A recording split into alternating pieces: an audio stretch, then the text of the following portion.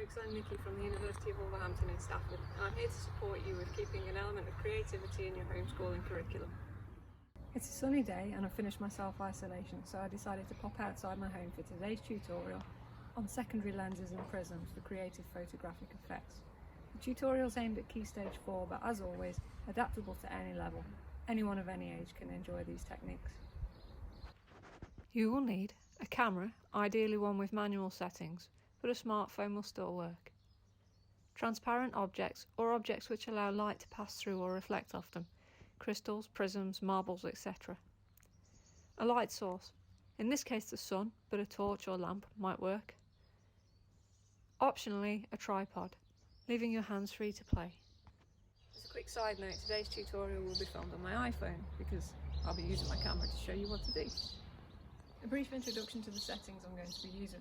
As you may be aware, there are three main settings that enable us to choose how much light we record with photography, because that's what photography is all about, drawing with light.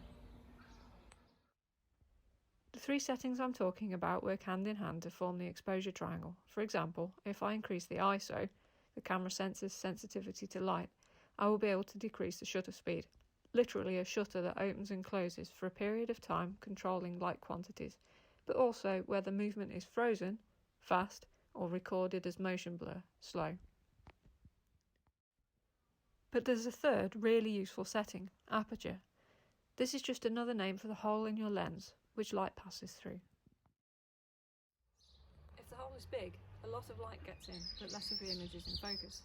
If the hole is small, well, less light, but more of the image is in focus. An aperture is recorded by a number with an F in front of it. For example, f2.0. The F stands for focal ratio. Big numbers mean small holes. Ideally today we need a small number for a big hole. Well, it's very bright, it'll let in lots of light, but what we really want to do is blur out as much of the object held up to the camera as possible so that we can focus on the effects that it generates. I'm going to be using this 105mm lens because it has a nice wide aperture of up to 2.8. I'm going to set my camera to aperture priority mode so the camera will worry about the shutter speed for me. I'll try an ISO of 200. It's fairly bright outside. I can always adjust this up or down later. This technique is great for fun portraits, but as I don't have anyone to photograph right now, I'm going to photograph the exterior of my home. I've gathered a selection of objects over the years, but there are loads of alternatives. My chosen objects today are crystals, prisms and a glass sphere. These prisms are quite special as they have a holographic element to them, but they're really cheap to buy and easy to find on eBay. Whatever object you choose, you're going to need to hold it gently right against your lens's glass. Think of this as your lens's blind spot. You're trying to shoot through it, not take pictures of it, and your lens can't focus on something this close. Try moving the object around and angling it for the best results. If need be, add an extra light source, for example the torch on your mobile phone, held close will work really well. You'll get the best results from selecting your area of focus on your subject before holding the object up to your lens very, very carefully.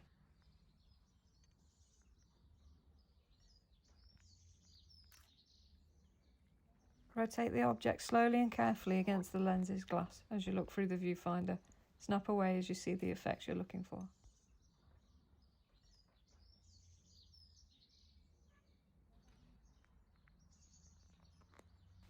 Here's a selection of images taken using this process, using a variety of objects including prisms, crystals and a glass orb. None of these pictures are edited, they're all completely as they were in camera. This is a really great way to achieve a multiple exposure effect without having to expose multiple times.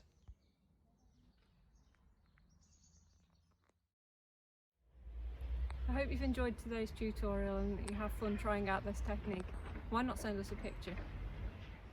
Follow our Facebook page for more creative tutorials for all ages coming soon.